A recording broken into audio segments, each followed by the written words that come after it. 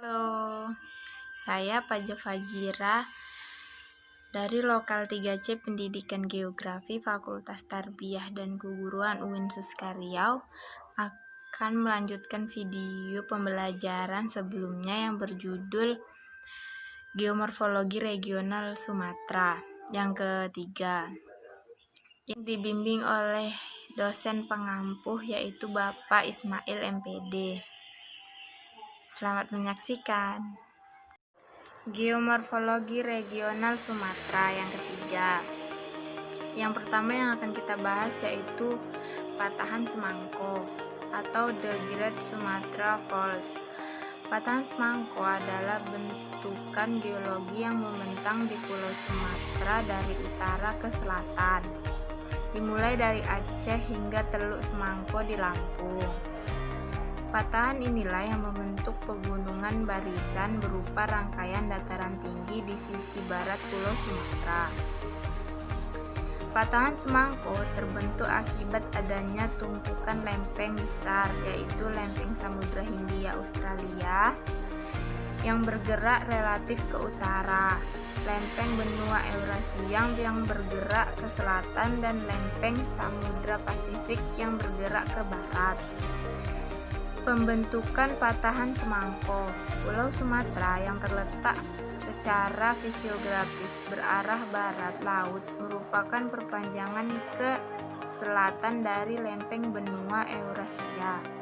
Tempatnya berada pada batas barat dari Sundaland.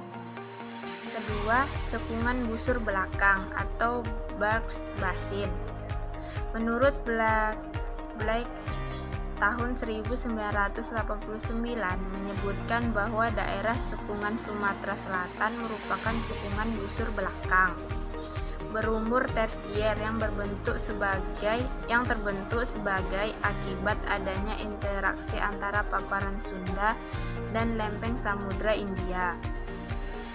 Daerah cekungan ini meliputi daerah seluas 330 kali 510 km kubik, di mana sebelah barat daya dibatasi oleh singkapan pratersier Bukit Barisan, di sebelah timur oleh paparan Sunda, sebelah barat dibatasi oleh pegunungan 30 dan ke arah tenggara dibatasi oleh tinggian lempung. Menurut De Koster tahun 1974, diperkirakan terjadi 3 episode orogenesa yang terbentuk kerangka struktur daerah cekungan Sumatera Selatan. Episode pertama, endapan-endapan Paleozoik dan Mesozoik metamorfosa, terlipat dan terpatahkan menjadi bongkah struktur dan instruksi oleh botali granit serta telah membentuk pola dasar struktur cekungan. Episode 2, pada kapur akhir berupa fase ekstensi, menghasilkan gerakan-gerakan tensional yang membentuk graben dan hertz dengan arah umum utara-selatan. Episode ketiga berupa fase kompresi pada Pliotosen yang menyebabkan pola pengendapan berubah menjadi regresi dan berperan dalam pembentukan struktur pelipatan dan sesar, sehingga membentuk konfigurasi geologi sekarang. Tiga, yaitu perkembangan tektonik Pulau Sumatera. Peristiwa tektonik yang berperan dalam perkembangan Pulau Sumatera dan cekungan Sumatera Selatan menurut Pulunggono DKK tahun 1992 adalah 1. Fase kompresi yang berlangsung dari Jurasik awal sampai Kapur. Tektonik ini menghasilkan sesar geser dekstra seperti sesar lematang. Yang kedua, fase tensional pada kapur akhir sampai tersier awal yang menghasilkan sesar normal dan sesar tumbuh berarah N sampai S. Yang ketiga, fase ketiga, yaitu adanya aktivitas tektonik miosen atau intramiosen, menyebabkan pengangkatan tepi-tepi cekungan dan diikuti pengendapan bahan-bahan plastika, yaitu terendapkannya formasi talang akar, formasi batu raja, formasi gumai, formasi air benakat, dan formasi muara enim. Yang keempat, fase berupa gerak kompresional pada pliopliotesen, menyebabkan sebagian formasi air benakat dan formasi muara enim telah menjadi tinggian tereroris. Sedangkan pada daerah yang relatif turun diendapkan formasi kasai.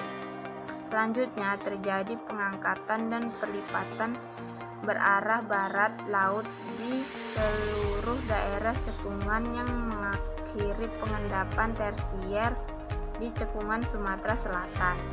Selain itu, terjadi aktivitas vulkanisme pada cekungan belakang busur. Selanjutnya, sistem subduksi Sumatera. Pada akhir Miosen, Pulau Sumatera mengalami rotasi searah jarum jam. Pada zaman Plio-Pleistosen, arah struktur geologi berubah menjadi barat daya timur laut, di mana aktivitas tersebut terus berlanjut hingga kini. Hal ini disebabkan oleh pembentukan letak samudra di Laut Andaman dan tumbukan antara lempeng mikro Sunda dan lempeng India Australia terjadi pada sudut yang kurang tajam. Terjadilah kompresi tektonik global dan akhirnya kompleks subduksi sepanjang tepi barat Pulau Sumatera dan pengangkatan pegunungan Bukit Barisan pada zaman Pleistosen.